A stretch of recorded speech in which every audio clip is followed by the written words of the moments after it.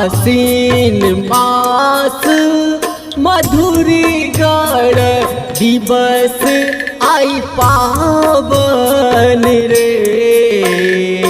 आसीन मास मधुरी गण दिवस आई पावन रे। नर भगवती आथिन मोरा गाँव हरखित मन भावन रे। ललना रे भगवती आथिन मोरा गाँव हरखित मन भावन रे।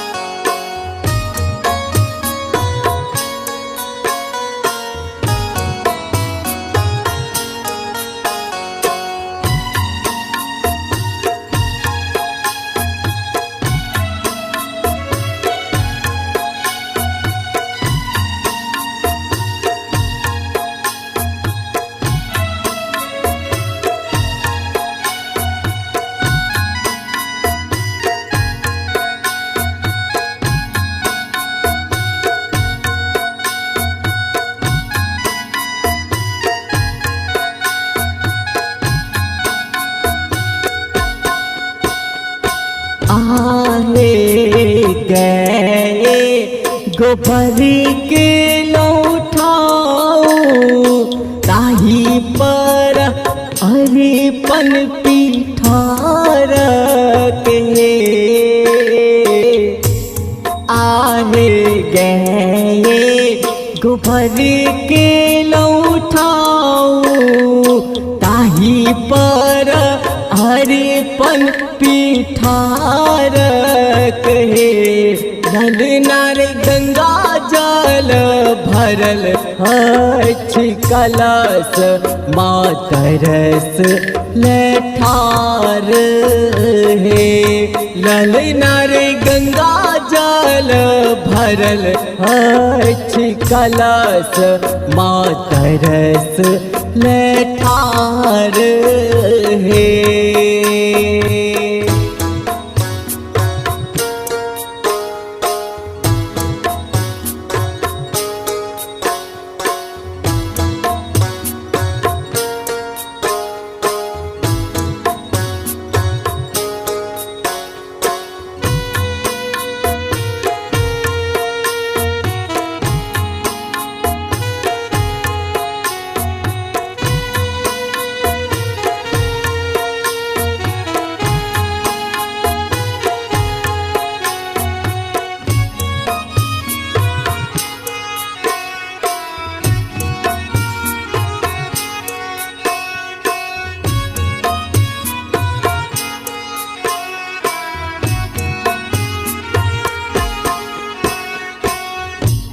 आहे भेल अनघोल जगत भर नैहर माता आवत रे।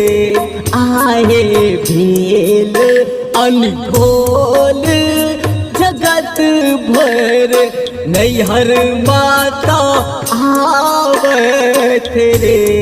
ललर गबर बीच बैसल दाई माई सोहर आई गावत रे। ललर गबर बीच बैसल दाई माई सोहर आई गावत रे।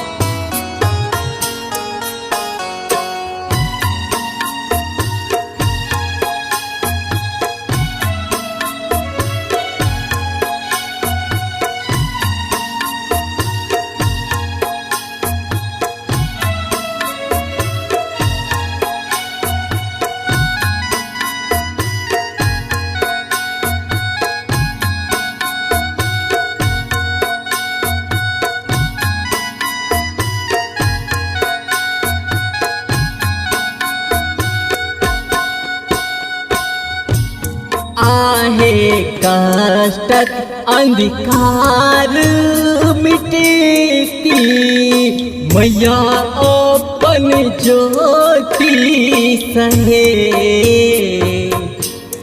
आहे कष्टक अंधकार मिटेती मैया अपन ज्योति सहे ललनार 14 परसत आशीष विद्वादक पोथी सहे ललनार 14 परसत आशीष विद्वादक पोथी सहे।